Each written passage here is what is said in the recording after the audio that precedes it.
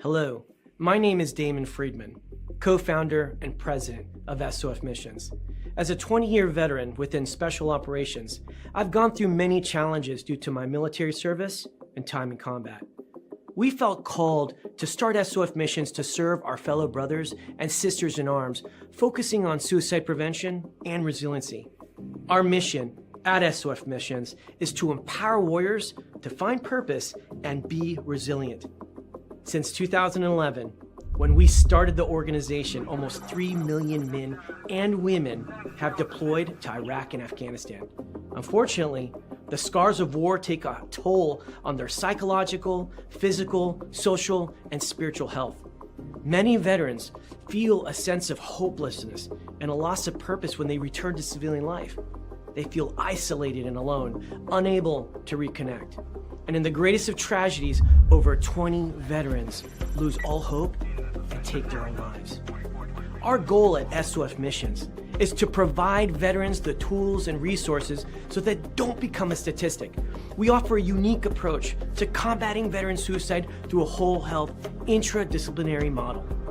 The Be Resilient program is a 4-pillar methodology that addresses the areas of psychological, physical, social, and spiritual wellness.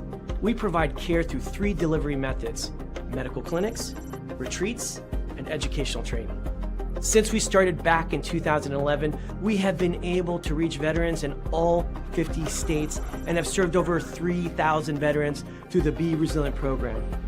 Being resilient is a multifaceted and complex issue. We know that to find a lasting solution, we have to address the whole warrior.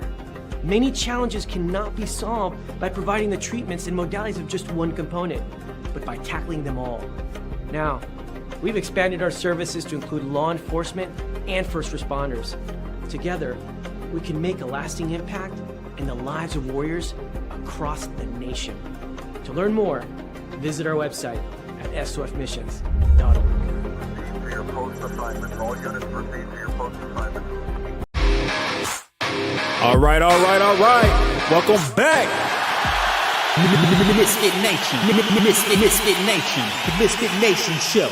We are a show founded by a veteran and hosted by 2 veterans and a military spouse. Our mission is to get people to tell their stories to the world.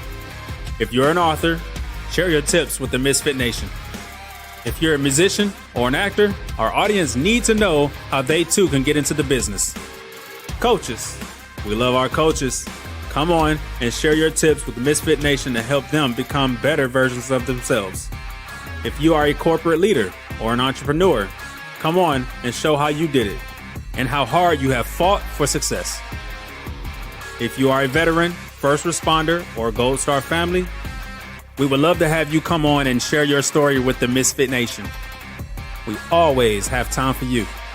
If you're feeling down, alone, or starting to see the darkness, Stop. Think about those who are around you. You are not alone. You will be missed. If you feel like your problems will be a burden to those in your inner circle or feel embarrassed, dial 988. If you are a veteran, take option 1. We need you to keep pushing forward. Don't make a permanent solution to a temporary problem. If you are a new listener, welcome to the MisFitNation show. Be sure to subscribe to our show on your favorite podcast app. Also on our YouTube channel at @the_MisFitNation. Subscribe and click the bell to keep you up to date on our latest episodes and all of our news. You can also find us on Heroes Media Group and About Face Radio. Now, let's get to the show!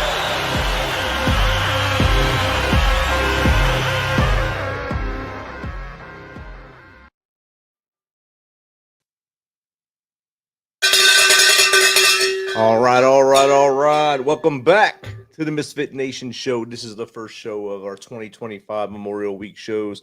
We hope you had a great weekend so far, safe, and spent time with family, and also remembered those who are no longer with us and gave that ultimate sacrifice. Tonight, we have a great one to start us off, a leader from the 101st Airborne Division, a sapper, a great guy to be around, unless the Red Sox are losing, of course. And it's not a good time for anybody or any of the New England teams, the Red Sox especially, though. And if it's someone else's team beating him, it's also not a good day. But other than that, he's always there. He was always there to lend an ear, always there to mentor, and now he's here to share some stories of those he served with along with his service. So without further ado, let's welcome Command Sergeant Major retired Wayne St. Louis to the Misfit Nation show. Welcome, Wayne. Thanks for having me there, Rich. Appreciate No problem. I mean, as long as our teams aren't playing today, we're good. We're not That's fighting right. today. If it was last week, it wouldn't have been a good time to be talking to each other. But today is good. Wayne, I gave a 2-sentence intro on you there. If you don't mind, give us a little more about you from as far back as you want to go to how we evolved into where we are today. So I'm going to go back to World War II. My grandfather was I'm not that old, but my grandfather was an engineer. And then I decided in high school to join the Army and follow in his footsteps as a combat engineer. I served 26 years, with the majority of that with the 101st.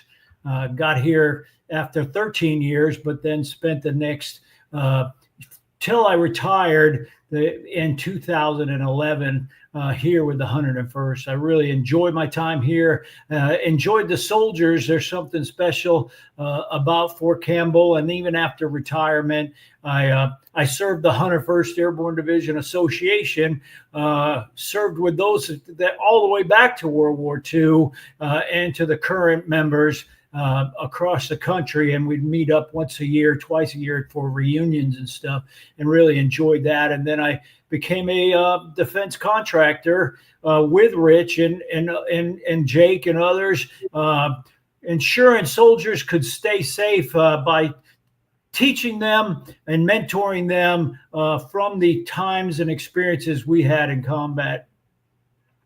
So, and now here I am. And I know we were always motivated when the youth came to the building. It was I think it was your pumped up day. Yeah, the PAO tours would come in. That's right. We were able to share knowledge with the youngsters and show them the videos, the IEDs, and then later on the UAS, and tell them what the world is like out there outside of their little box that they lived in. And they watched their eyes get big, and some of them thought you were yelling at them, but it was just the way you talked to them. But That's right. I'm from Massachusetts. You talk loud there. it's something that helped, I think, every one of those groups learn a little more about the 101st than they would just going to the dining facility or the museum. And I know you got a lot out of it. If you want to share what you would get out of that, I guess, exchange with the youth. Well, I'm going to tell you, I'll share a story just from this week on Friday. Had to, unfortunately, attend a funeral from a Vietnam veteran friend of mine that was a great American, Southern gentleman, was retired as a colonel in the Guard, but served in Vietnam with the 506th. And he had brought his son during Week of the, or his grandson during Week of the Eagles, and we showed him robots and stuff. And at the funeral, his son, the father of the grandson, was talking about that with me and stuff, and how much that meant to his grandson and stuff.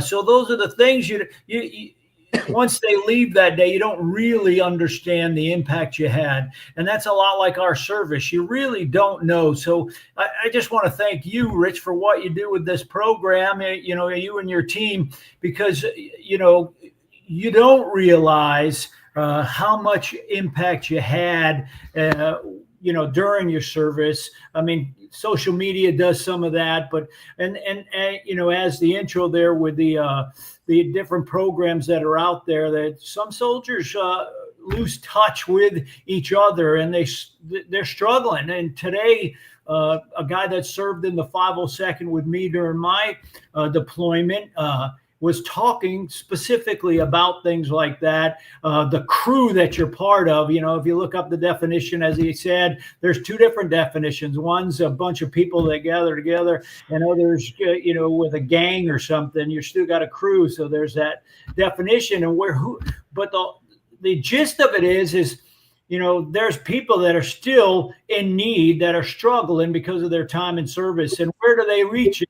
That program, is it soft mission with the programs like that? When I got out, I was struggling with some stuff, not the same as I remember myself serving and stuff, as upbeat, and attended a program called it's faith-based program called Reboot, and it's all about God and spiritual healing and how he's there for us. And Rob, Colonel Rob Salome talked about that today when he lost three soldiers in one day, and he was supposed to be in the vehicle and had something else come up, so he couldn't travel with them, and struggled. Where is God in this situation, and how do I deal with this? And so there's plenty of us out there that are,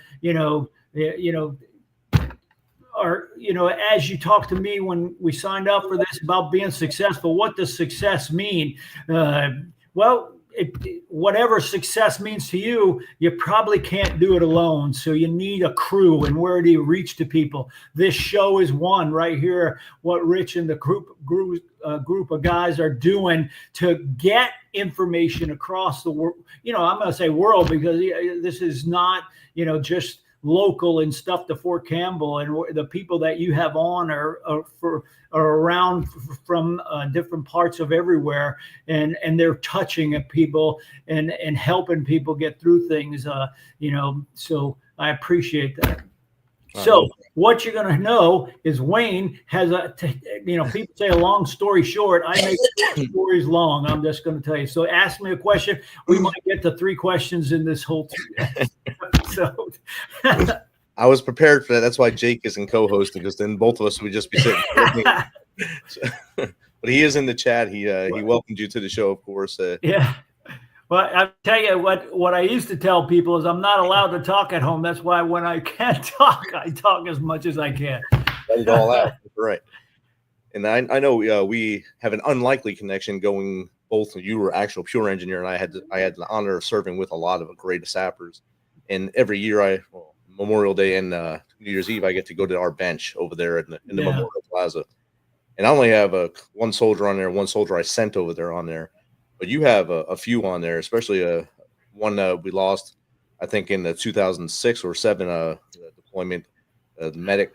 And I'd like you to tell her story, so I know you're passionate about her. Yeah, so that was my first real soldier that I lost, was in Iraq in the 07 to 09. Really, we were there more than a year, and I met her. That was her second deployment with the unit, and she was a medic that went out on missions. And the funny part, before you go, you train up at JRTC, and she was just so gung ho, and it was amazing watching her. And people would laugh because she'd finish a mission, running around being a medic, and her hair is everywhere, and she just, but everybody loved Jessica just because of her motivation and what she did to take care of soldiers on missions.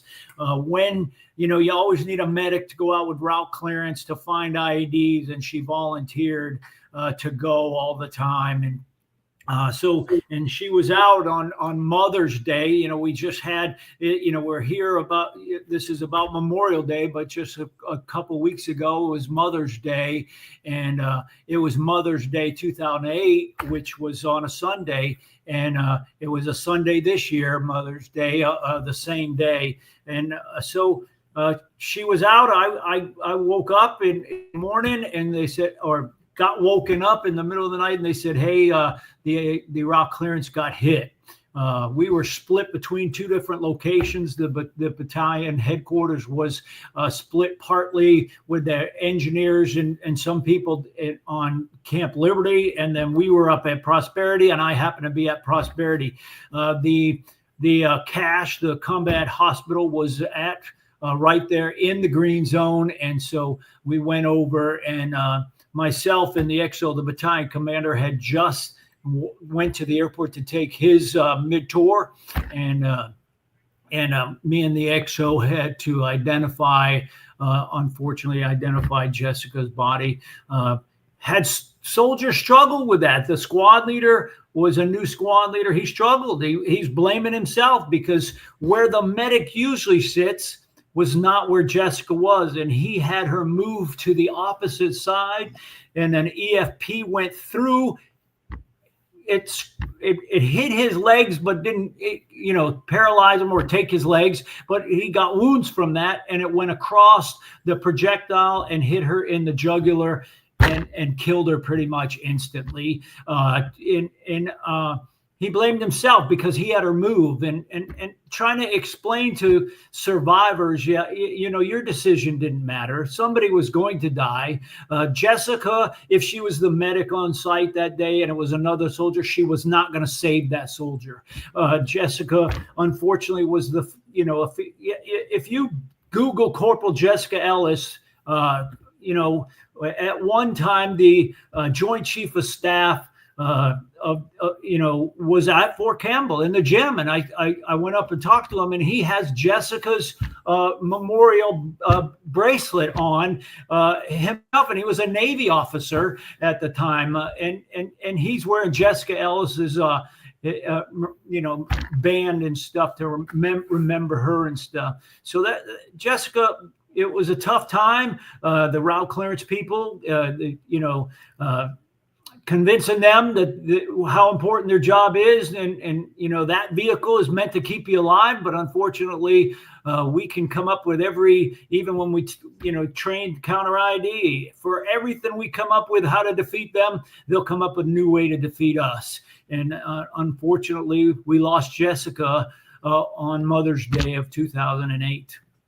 So but there's others on that, you know, that deployment was the only one that battalion lost was Jessica. A lot from the brigade, but that was our soldier. But the following deployment, your deployment, I was the rear D, and they went to Afghanistan, and for the division I was at, and I'll tell you, 2010 was, you know, when we lost Beckerman, when we lost AJ Castro from the Michael platoon, and Sergeant James Hunter, our PAO, and so many more.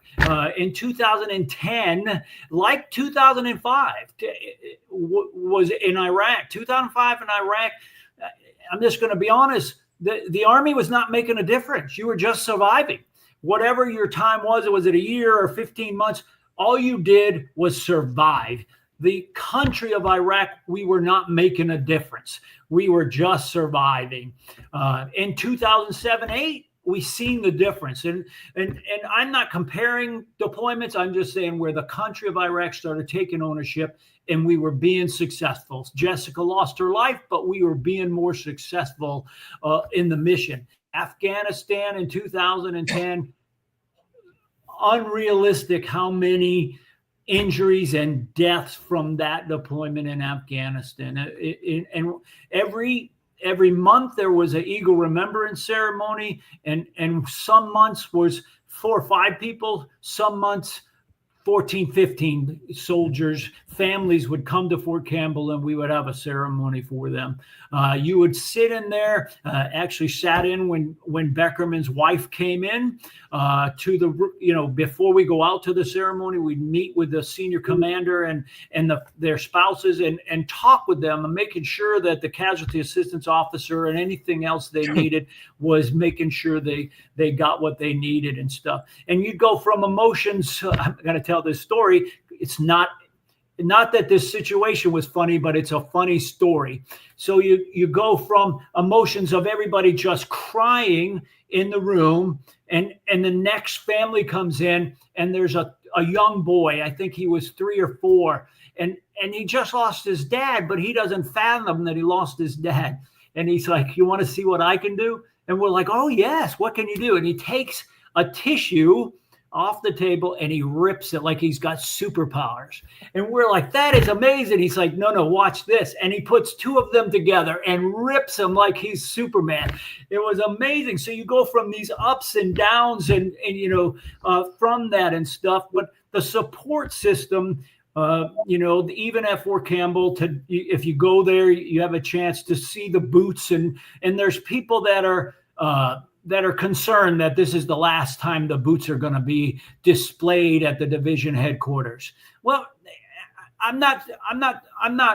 My thing is Fort Campbell's going to still take care of all those Gold Star people and do whatever they need.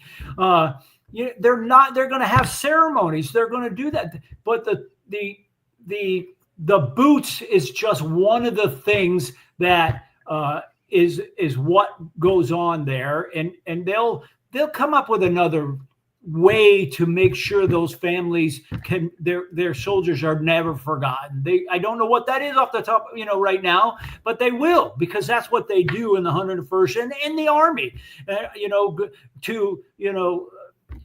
To Arlington, putting out flags, and now every veteran cemetery there's flags out during these holidays and stuff. The country, Abraham Lincoln started this holiday, Memorial Day, because there were so many people that were impacted by the Civil War. Well,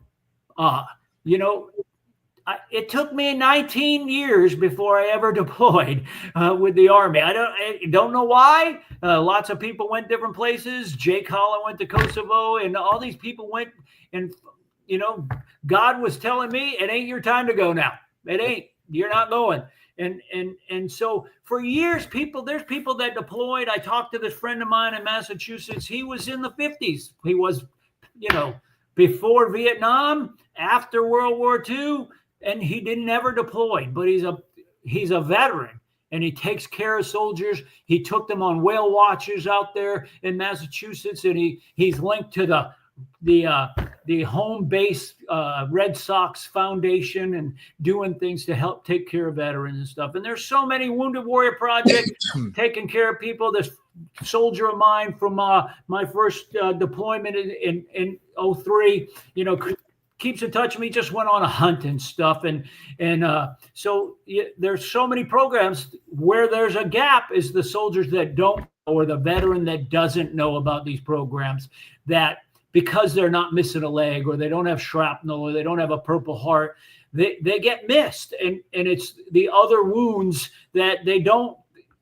I'm going to tell you, if you linked them to the right program, the 101st Association is a great organization. And my example is, I watched Vietnam vets.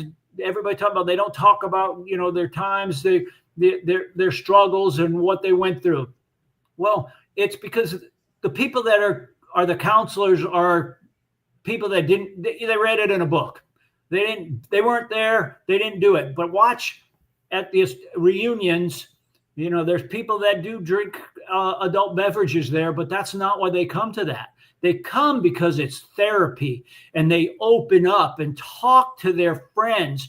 There was a couple of guys that hadn't seen each other in 40 years. Wow. One guy got on a medevac bird, and he swore that his friend died when he left the battlefield from Vietnam.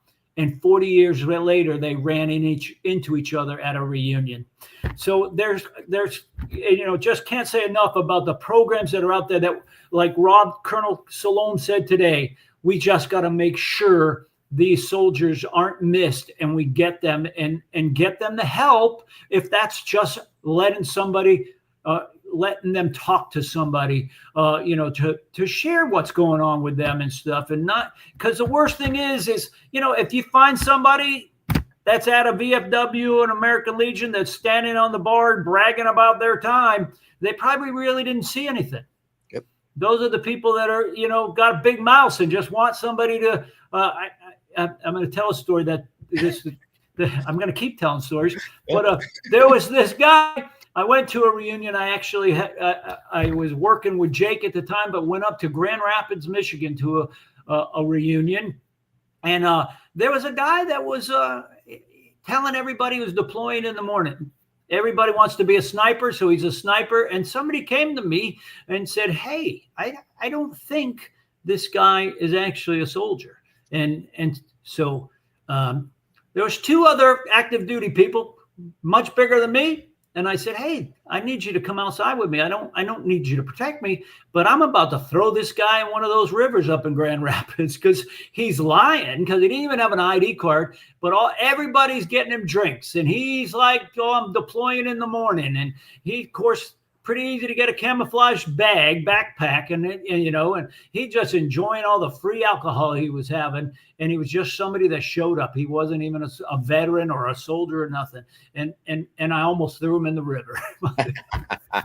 But anyway, so that was a long story for a short question. Yes. You mentioned Admiral Mullen, you meeting him there. Yeah. When I met Admiral Mullen, I was told to make sure he was secure. on the airfield at Fob Wilson and get him to the aid station. So I thought he was hurt. I didn't realize they were naming the aid station after Jessica Ellis. Yeah. He was actually from either they're from the same hometown or same state. In Oregon. Yeah. And that was the link between them. I met you the first time when Sergeant First Class John H. Jarrell, when his ramp ceremony was on the Campbell Army Airfield. I had just got there on Rear D for BSTB, and we went out there for it, and that's when I first met you. And you huddled us all up, told us what to do, and you took charge. You went out there and you led the ramp ceremony, got him off there and the ceremony out. And that's when I knew we were in for a real fight, when the Sergeant First Class is the first person I'm seeing coming off the bird. Yeah. And I knew I was going into a hell of a fight in Afghanistan. And I didn't, and not knowing anyone there would even be harder for me, because I'm going in as fresh meat, basically, as Sergeant. And I'm the new guy going in as basically a replacement warrior for other great warriors that were there. And that's a weird thing to go into at that time. Yeah. And you're talking about all the programs. It's kind of like you alluded to earlier. We started this so we can kind of bridge that gap and let us tell their stories, and also find out what assets they have that they can share with others, and also what assets we have we can share with them to maybe keep everyone coming back and staying in the light. And it's a fight for all of us to do that, to make sure that we don't lose those guys and gals that don't speak up. There's a lot that don't speak up and say something's wrong until it's too late. Yeah. And you'll never know, because they sit in their own little world until the very end. And that's when we finally find out about it. Yeah. And it's not just, I mean, I know you don't have just programs that are there to help with their mental state and stuff. It's, just programs that are helping with, I don't know, lawn care. I mean, that's what I do now. But if somebody needs their grass cut, call me or whatever. But I mean, and or whatever, they're moving, and if right now there's soldiers that are in places that are not at Fort Campbell. They're somewhere else, and their spouse is here. And the spouse needs to understand, hey, you need to reach out to somebody, and those programs are just as important to help the spouse get through, because their soldier is deployed somewhere. Right. Somewhere, wherever that is, Texas, whatever. That's one of them, yes. They're everywhere. Everywhere, and some are still coming back from that great place called JRTC, right? Yeah. I got to go down there and hang out with them for a couple days. And, did you? Yeah, it was wonderful. How was the weather? Because every time I went there, it was terrible. It wasn't bad. It was either 150 degrees or it was freezing. It was kind of in between this time, in between storms too, because usually you get that crazy rain and then the humidity. So it was kind of between that when I was there. So I was able to hit and run, hit there and get in and out before any crazy weather or heat got in there, or giant mosquitoes. Yeah. I was kind of happy about that. I mean, you served a long time, Wayne, so you had to know a lot more guys that guys and gals that we probably lost that are on walls, places now, on benches. Is there any other one that kind of stands out to you that resonated with you? Maybe it was a mentor, maybe someone that was a peer that you lost during the battles. Well, I'm going to tell you, I forget what year it was. I went back home and got invited to give a Memorial Day speech. And I still have the T-shirt, and it was for AJ Castro. So I'm going to tell you straight up, I didn't know AJ as much as I met his father at the Eagle Remembrance ceremony, and I'm friends with him on social media, and met him. So I feel like I knew AJ through him, and talking to him about he was a star football player and all this stuff that I didn't know about AJ, just because AJ was a soldier to me. I didn't get to know him. He was a younger soldier when I was at the battalion level, and he was in Bravo Company, the MI company and stuff. So I didn't know him as much, but I wore that T-shirt and I wore my uniform, and I showed everybody, we remember people for different reasons and stuff. And there's a lot of civilians that are up there, that didn't understand the importance. And, we've been saying it for years, you don't need to thank my service on Memorial Day. This is about those we lost that unfortunately, I'll tell you, I was listening to the radio the other day when on my way back from that funeral in close to Knoxville. And this guy got on there and said, so the host of the radio talk show host was mentioning those that paid the ultimate sacrifice. And this guy got all offended about using the word for ultimate sacrifice. Nobody pays the ultimate sacrifice. They didn't join the army to sacrifice or join the military to sacrifice. And well, maybe Vietnam, because it wasn't a draft system.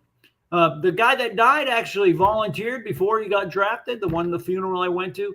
But that's not true. People, since the draft went away, people know what the Army's about. Yep.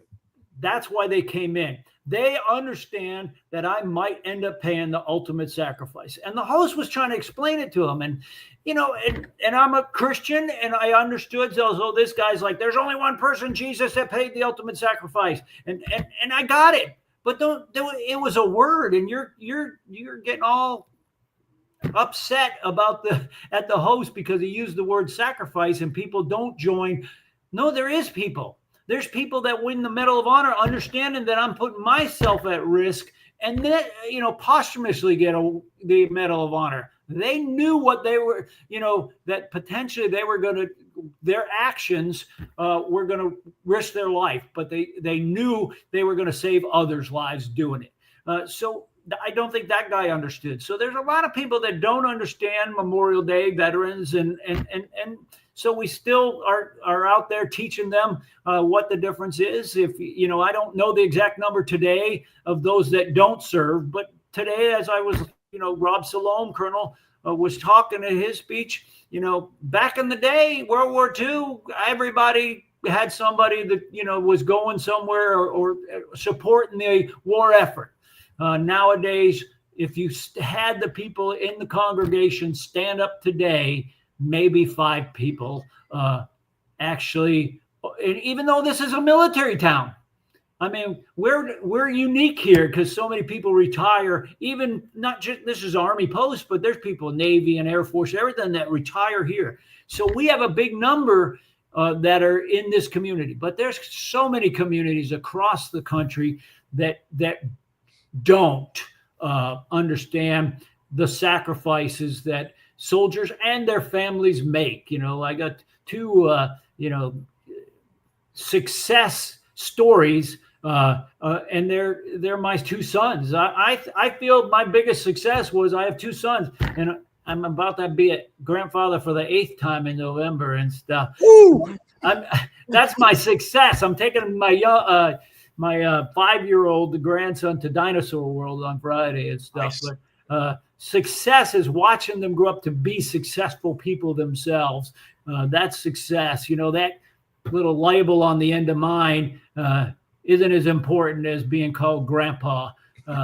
And so big highlight, my granddaughter was, they didn't live in Indiana. I don't see them as much, but she used to be shy and wouldn't come to me. And one day I went to my son's in-laws house. He's a 160th warrant, CW5, and went to his house because my son was there with his family. And she comes, Grandpa, with her arms open. I'm like, oh my God, I'm gonna start crying. I'm like, that's like the best thing on my day right there. What, you know, when your grandkids run up to you and stuff. So.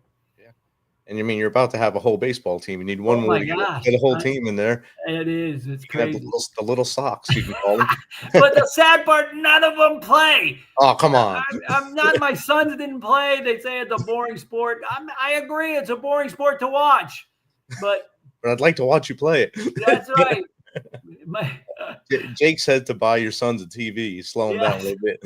What do you call? What do you call? Yes, exactly.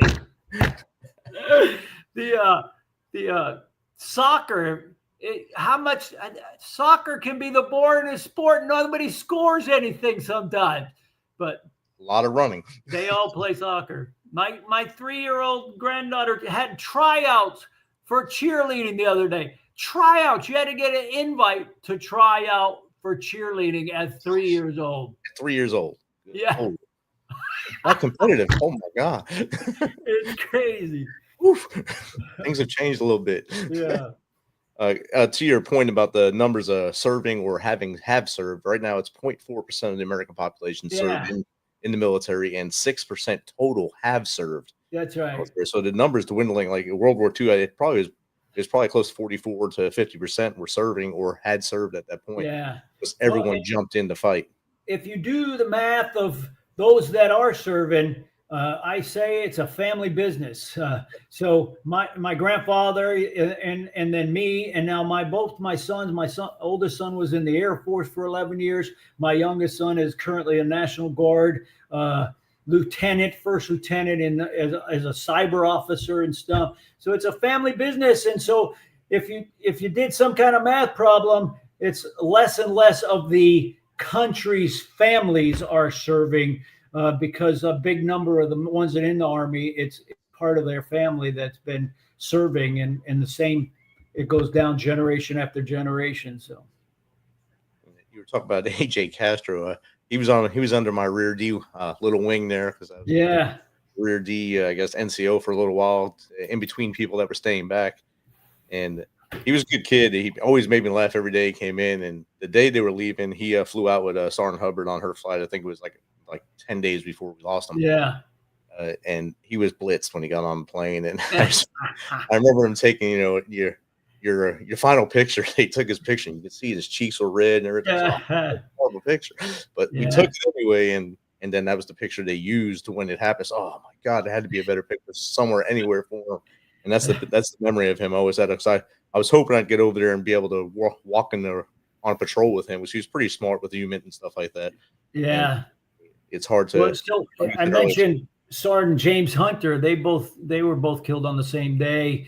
And I wasn't there, but understood that they actually had to find him on the other side of a wall, because right away they didn't find AJ. They found Sergeant Hunter, but not AJ. And then they found him a little bit after. Yeah. And Sergeant Hunter was the first PAO killed in Guam. Yeah. All of Guam. Yeah. And we also lost the first chaplain during that time down there. Chaplain Getz was the first chaplain we lost in combat in Guam. So yeah. A lot of firsts that are not good firsts that we had during that tour. That's a thing that you don't want to have on your I guess legacy, all the firsts that you had. But yeah, like you said earlier, we can't pick and choose who that's right catches a bullet, who doesn't, or who steps on the ID, who doesn't. It's just your time or not. And we learned that. We know that, but others don't. Correct. We got a question from the audience from @JumpJump3. Wayne, you served in the 101st Airborne. What legacy or memory do you associate with that division? Thank you, JumpJump3.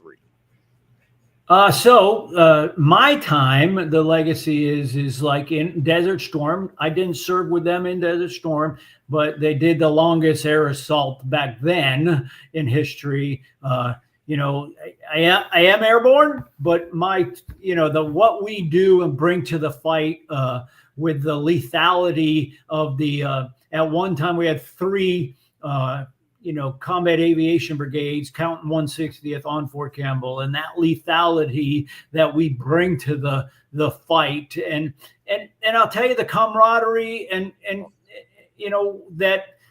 these, seeing it at the associations and stuff, reunions and stuff, these people that are proud to wear the patches. I'm going to tell you a story. So again, I'm going to tell you a story. So let me tell you what my legacy is. I am in Korea in 1984, or actually 85, my first duty station. I joined in 84, went to Korea, my first duty station. My roommate is from 326 Engineers, part of the 101st Airborne Division. And he is proud. All he talks about, 101st, 101st, 101st. And I don't know much about the 101st at that time. I'm just a private trying to, not get beat up or stuff. And so I became an alcoholic so I wouldn't have to hear his stories while I was sober. Now that's sarcasm, but it was annoying because all he talked about. Well, 13 years later, I come to the 101st. And you know who's annoying when you show up to Fort Campbell, Rich? Who's annoying when you show up to Fort Campbell? 82nd. It wasn't even part of the 101st when they started. The rocket scientists. The Rockasons, 187 Rockasons. They are annoying. And so you tell people that, And some of them get offended. I'm just sarcastic, but I say what I've learned out of both of those people is they're proud of their unit. And there's nothing wrong with being proud of your unit because that's what they are. You know, but I tell Rockathon Stout, you don't have to be annoying about it just because your wives don't have to be annoying about it just because you're a Rockathon. But it's about being proud of this unit. And, you know, I tell you, I ride down the street and I call my wife on the phone. If I pass a mile marker that says 101, I let it call her and say, I just passed mile marker 101. Or my GPS says, hey, you got 101 miles to go. I'll let her know, hey, I got 101 miles to go. It's about being proud. And I can tell you, there's soldiers that will tell you that the worst unit they ever were in is the 101st. I'm just going to tell you, those same people will go to Hawaii, which it's hard to tell you that Hawaii is a bad place. Well, it's you're on this small island. Whatever. You can't see everything on that small island in your 3 years if you're traveling around seeing, you know. The problem is they're negative. And no matter where they are, you know, the worst place they've ever been, the one they're at now. That's what their problem is. They're just negative. You know, you have to have a thankful attitude. Thankful that I was in the 101st. A thankful attitude opens up so many more windows. If you're negative about everything, they said there's nothing to do at Fort Campbell. Are you kidding me? Yes. If all you know is where the class 6 is to get alcohol, then there's nothing to do. But there's people travel all around. I mean, I met people from other countries down in Nashville. They travel to Nashville. You're 45 minutes from Nashville. Memphis, go to Beale Street. Careful now while you're down there. But St. Louis, that's my last name. It's only 4 hours. Go see the Arch. Also, be careful there. Louisville is one of the biggest metropolises, and people don't even realize there's so much from there.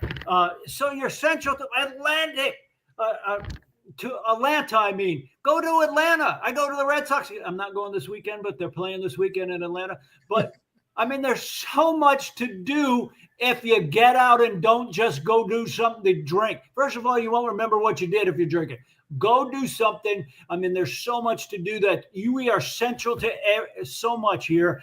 And that's what's great. And the people here, I mean, to be political for a second, we have 2 states that fight for the soldiers of the 101st, Kentucky and Tennessee. You know, where me and Rich work, it's called Fort Campbell, Tennessee, because of the taxes and stuff. But it's Fort Campbell, Kentucky, because the post office happens to be on the Kentucky side. Majority of the land is actually in Tennessee. The great part is we have Congress people that are fighting for Fort Campbell every time. Do they win every fight? They don't, but they're standing up fighting for the soldiers. Why do we only have, 2 aviation brigades? We lost that fight. It was about money and whatever. But we didn't. Everybody made sound like the whole brigade went away and stuff. We didn't actually lose that many soldiers at Fort Campbell, but the way they realigned things with the different maneuver battalions and stuff. So, I mean, it is a great place. And I think to shorten up my answer to, it's just being proud of this great division, all the way back to meeting Vinny Vicaria, that all these, these great Americans that served. If you've never seen Band of Brothers, I met some of those people from that show. And these are heroes. And there's so many of them, not just from World War II, from our time now, the heroes that are serving in this division and stuff that I met and stuff and served alongside and stuff. And I'll tell you, there's people that are proud of their time in that lesser number division, and you can have that lesser number division. And I'm not trying to offend it. There's people from that lesser number division. It's just math. 82 is smaller than 101. That's just a fact. I'm not trying to offend any. I didn't say their skills are different. It's just a fact. It's a lesser number. So, yes, that's right. They may live next to the flagpole, but we put the flagpole up. That's what happens. That's right. We got a couple more questions that popped in. There we go. Sammy the Bull. Sammy Bull.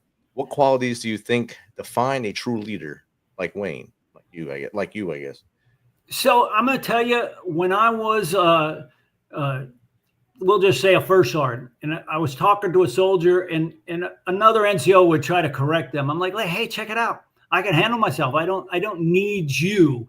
And so, there's people, if you've watched We Were Soldiers once, and Mel Gibson does the movie, and the sergeant major, somebody say nice day, and I'm not going to quote him, but he was pretty profane, what he said to the soldier and stuff. And people were afraid to talk to him. What, in my opinion, I had years of experience, and the reason they promoted me, not because, I can talk a lot, but they promoted me because of my experience. If I'm keeping that all to myself, my experience and my knowledge, it does no good. So a great leader, someone who passes on. I'm going to tell you what I know from when I served as with Rich with Counter ID. The current commander was an engineer, but he was 2nd Brigade Combat Team's commander. Now he's the commanding general. What I knew about him, he was out there talking and training soldiers. He wasn't just, I'm the brigade commander. When he became the chief of staff, he went to the field with them and taught the division staff how to do MDMP and to help support the brigade combat teams. So a great leader is someone who is approachable and then is looking out for soldiers and stuff. I'm going to tell you, I could be the loudest person I knew when I needed to be, but I didn't hold a grudge to those soldiers. I would go up and talk to them after and stuff. There was one, I'm not going to tell this story because, there is a limitation. I couldn't get myself in trouble for it, but after that incident was over, I went over and I talked to that soldier, and he thanked me because he actually was getting kicked out of the Army. He didn't have a dad that took care of him and helped him, and I was doing that. So but you can't do that if you're a leader and it's all about you. Yep. And you can't, and everybody's afraid to talk to you. It's not about you. You're leading people, and you need to be able to talk to them. How do you know what's going on with a soldier that needs help in these programs we talked about at the beginning and stuff if you don't talk to them? And you're not approachable, they're not going to come ask you for help. Exactly. So, that's 100%. Hopefully correct. that answers your question. I think that one you actually stayed on the question. It was good. We got another one. This one is from India Foxtrot. What stands out most about your years since retiring from service? Thank you, India Foxtrot. Well, I'll tell you, when I first got out, I worked with the 101st Association, as I said, and met some great people. And then I did for 10 years, was a trainer, mentor, consultant with the on the contractor world, and teaching soldiers and going out to the field with them. So it was like I didn't leave. I was still there trying to make a difference. So that was the big thing. But I'll tell you, the biggest part for the last year since I started my own business and stuff is I'm not interacting with soldiers as much and stuff. But I do have something I lean on, and that's Jesus, and I have group, which is a lot of soldiers at my church and stuff, and that are still active duty. So I still stay tied to the military and stuff because it gets in your blood, and it's hard to. There's people that turn it away. Yep. I mean, I see Rich at the gym and stuff. There's 4 or 5 people that I served with that are at the gym and stuff.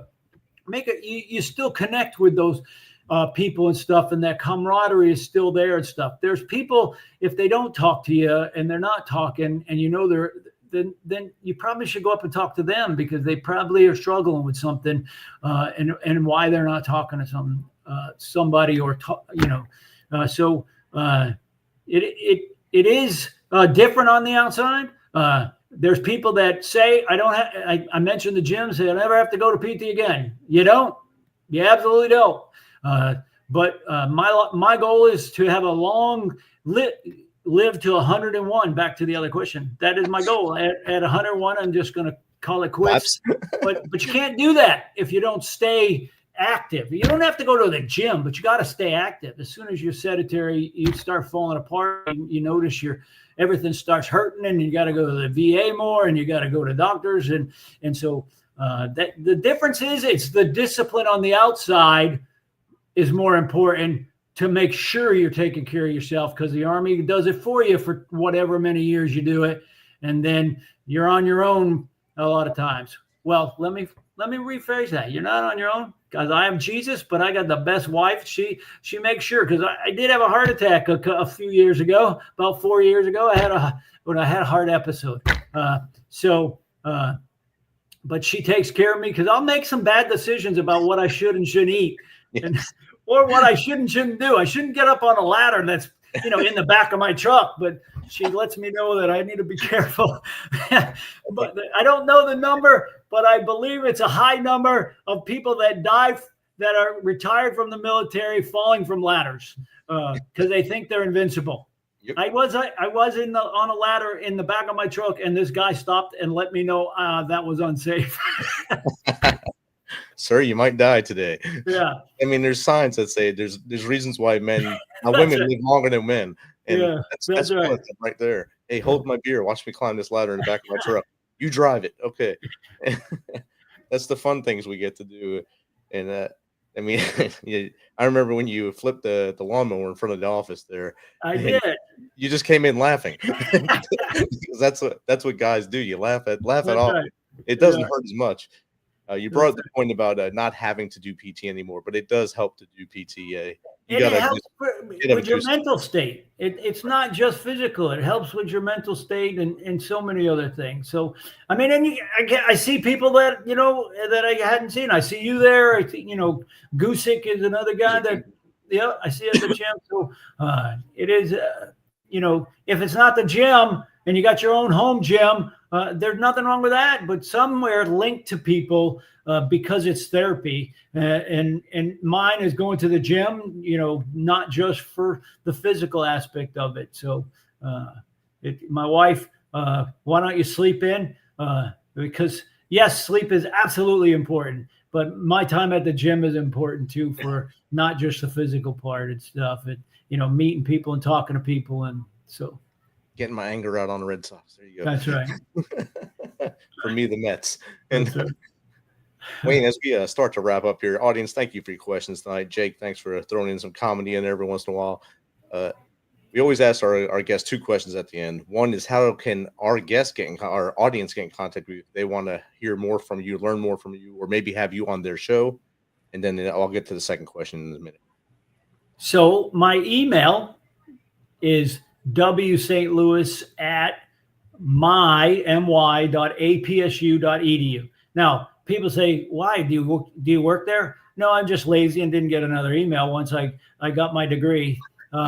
So I just kept it in, and they reminded me the other day that I still can have that email. They're changing some aspects about it, but I can still have it. So I'm still using it, because I had 3 emails at one time. My Army one, my contractor one, and this one. And now I have one. It's much easier to have one.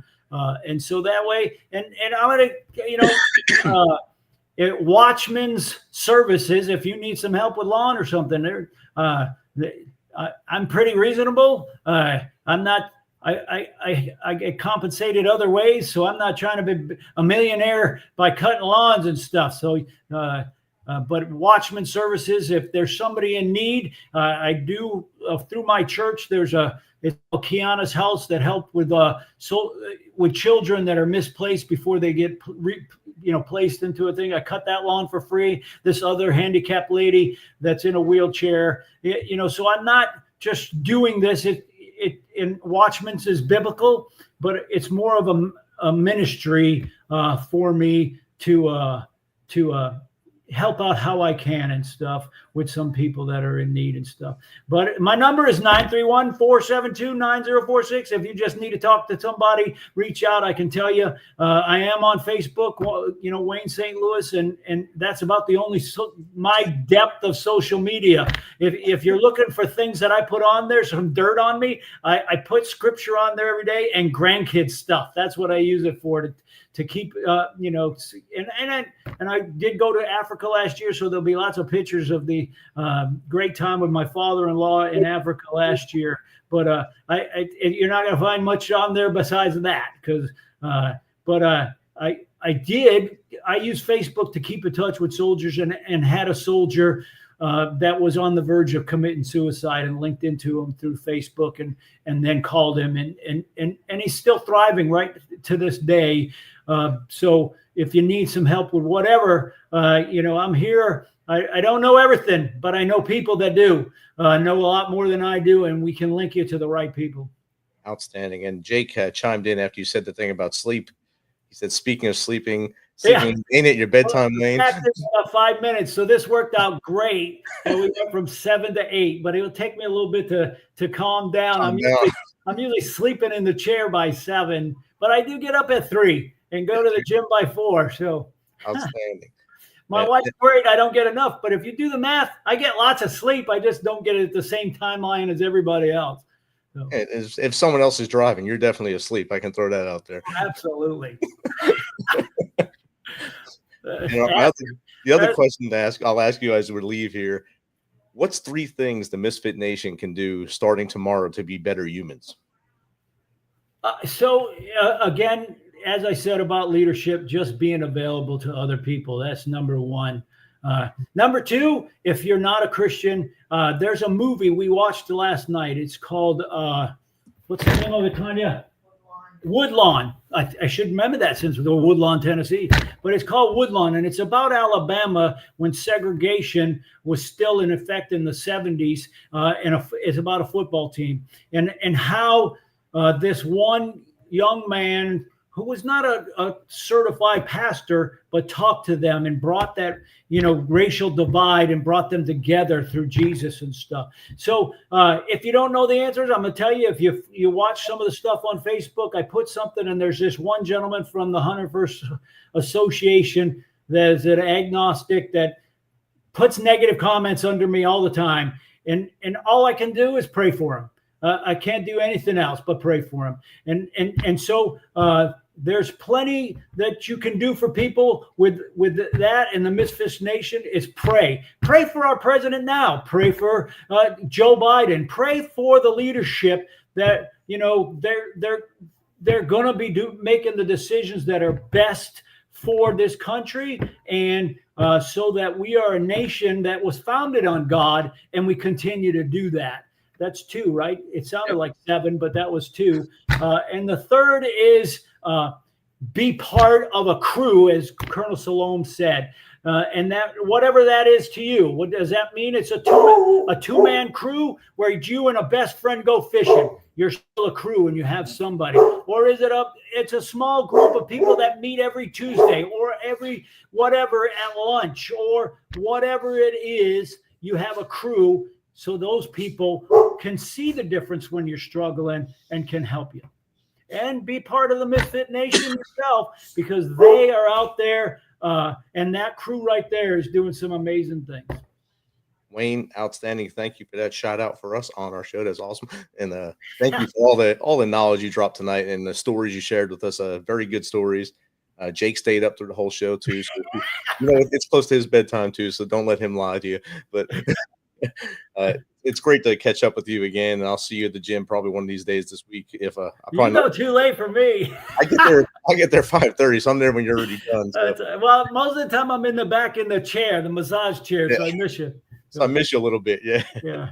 But it's been great catching up with you. Keep doing the great things you do through your church and through your own ministry with the Watchman services and helping everyone that you can. I know you help people in your neighborhood all the time. Even when they don't ask, you'll go and help them just because they need the help. So keep being the great dude you are, and we look forward to seeing great things for you again in the future. Thanks for having me. I really appreciate it. All right, have a good one, Wayne. All right, take care. God bless. Misfit Nation, tune in the rest of the week as we have a show every night until Thursday for Memorial Week. And remember, like we always tell you, tomorrow is a better day with you than it would be without you. If you find yourself struggling, contact us, contact somebody, dial 988, take option 1. If you don't want to say that you're a veteran, take the next option and talk to someone and stay with us. Till next time, be humble, stay hungry, and keep hustling.